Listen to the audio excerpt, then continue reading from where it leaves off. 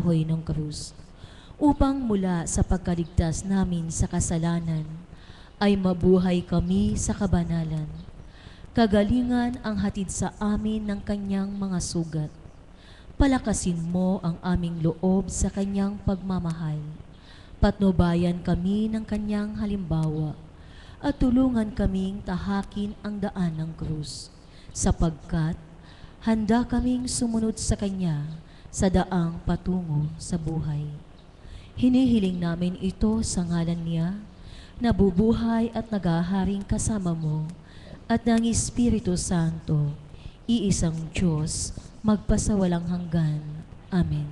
Magsitayo po ang lahat.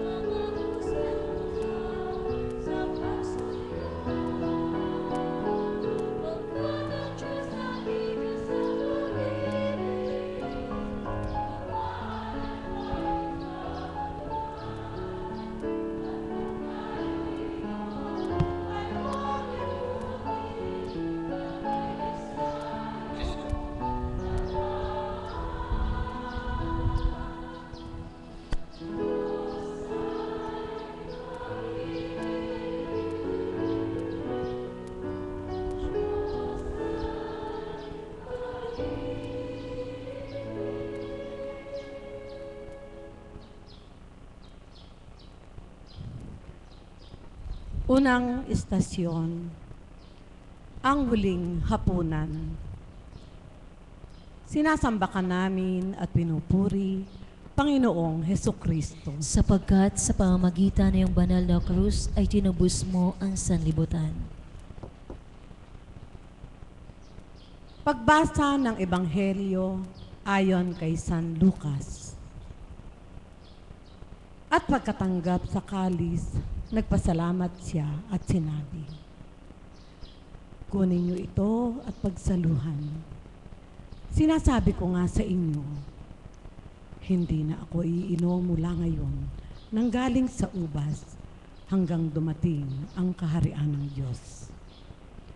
Kumuha siya ng tinapay, nagpasalamat, piniraso-piraso ito at ibinigay sa kanila habang sinasabi, "Ito ang aking katawan na ibinibigay dahil sa inyo.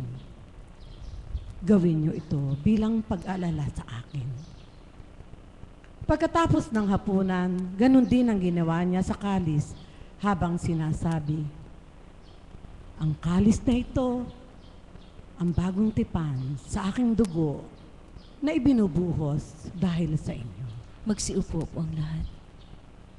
Pagninilay.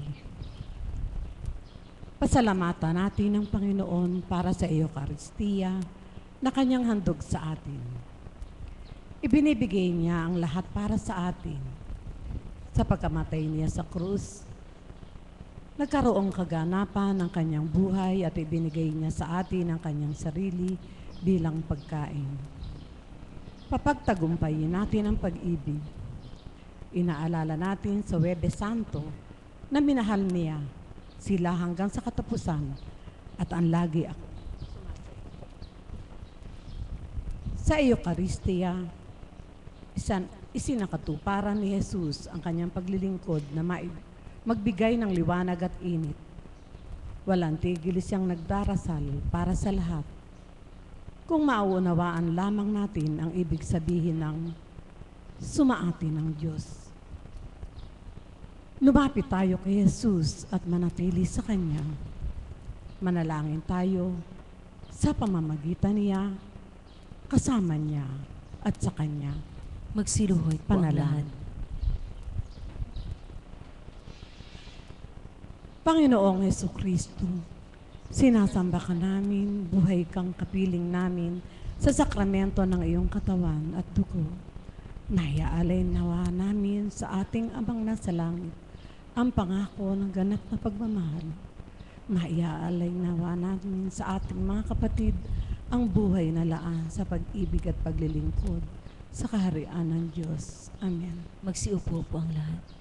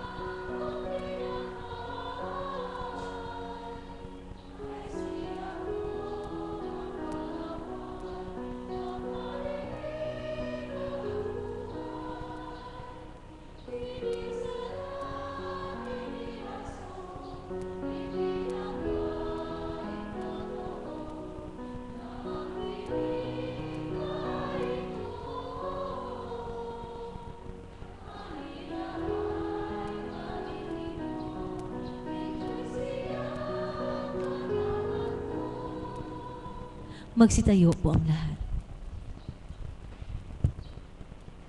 Ikalawang istasyon, ang paghihirap sa halamanan.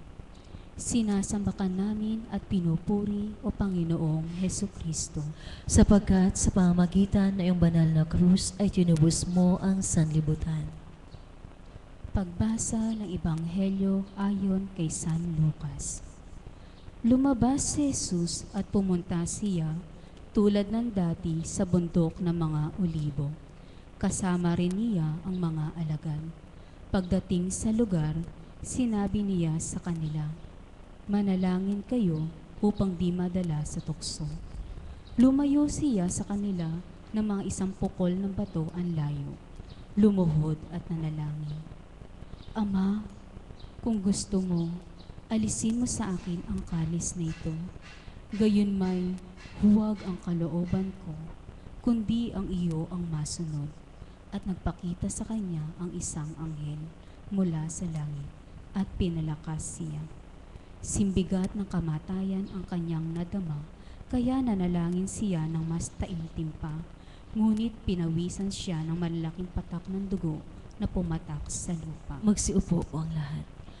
Pagninilay, kahanga-hanga na matanggap ang kamatayan. Ang magawa ito ngayon din tulad ng ginawa ni Jesus sa hardin ng Getsemani. Ang magawa ito at matanggap ang lahat ng takot at pangamba, lahat ng paghihirap sa kasalukuyan. Ama, hindi ang kalooban ko, kundi ang kalooban mo ang masunod. Sa iyong mga kamay, inihahabilin ko ang aking espiritu. Tulad ni Jesus, ang banal na guro, kailangan nating dumaan sa maraming paghihirap at pagsubok upang makapasok sa kalwalhatian. Magsiluhod po ang lahat. Panalangin, tayo pong lahat. Diyos naming Ama, Kapuri-puri ang pagbibigay buhay, at higit na kapuri-puri ang pagpapanibagong buhay. Sa huling gabi ng iyong anak sa daigdig, lumuha siya ng dugo sa bigat ng kalooban. Ngunit walang katulad na kaligayahan naman ang hatid ng bukang liwayway. Huwag ka pong lumayo sa amin, kung hindi babalik kami sa alabok, sa pagtaas mo sa amin kasama ni Kristo. Gawin mo pong kagalakan ang aming pagluluksa. Amen. Magsiupo po ang lahat.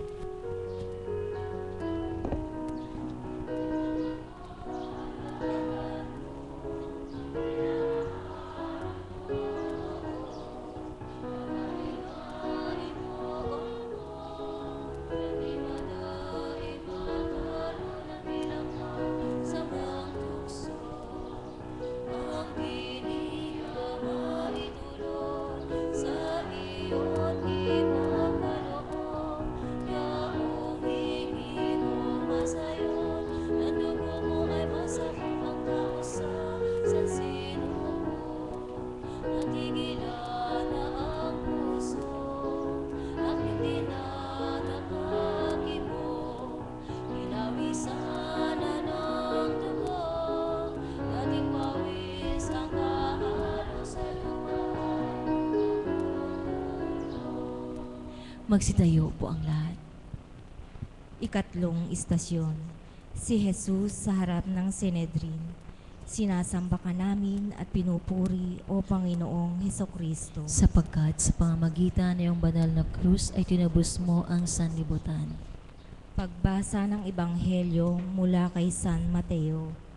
Naghahanap ang mga punong pari at ang kataas-taasang sanggunian ng gawa-gawang patotoo laban kay Jesus upang maipapatay siya.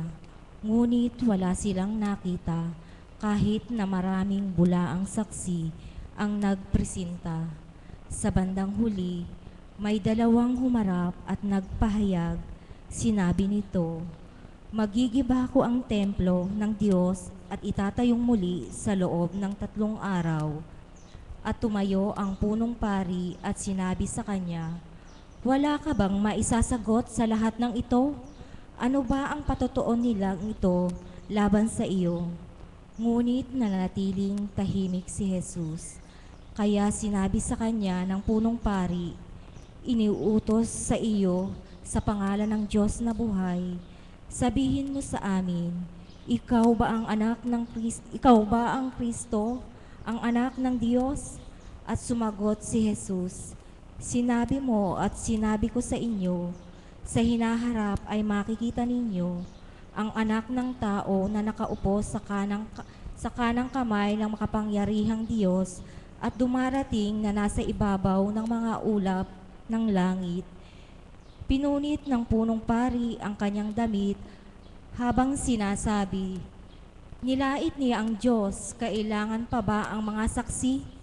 Kayo na mismo ang nakarinig sa paglapastangang ito. Ano ang inyong pasya?" Sumagot sila, "Kamatayan ang dapat sa kanya." Magsiupo po ang Pagninilay. lahat. Tumanggi ang sangkatauhan na naibigay ang pagsambang para kay Hesukristong tao at Diyos, ang anak ng Diyos na nagpakatao, ang ating guro, ang tagapagligtas, pari at handog, ngunit patuloy na nilapastangan ang kanyang pangalan. Panindigan mong makabayad puri, lumago ka sa diwa ng pagkakabuklod kay Jesus, ngunit kailangan kang tumahimik at nakapako ang kalooban sa Diyos para lumago, sapagkat sa katahimikan nangungusap si Jesus. Magsiluhod po ang lahat. Panalangin tayo pong lahat. Diyos naming Ama, sa kanyang paghihirap at pagkamatay, kapayapaan ang ipinapahayag ni Hesukristo. Salita mo sa makasalanang sanlibutan at pinagkaloob sa sangkatauhan ang handog na pakikisundo.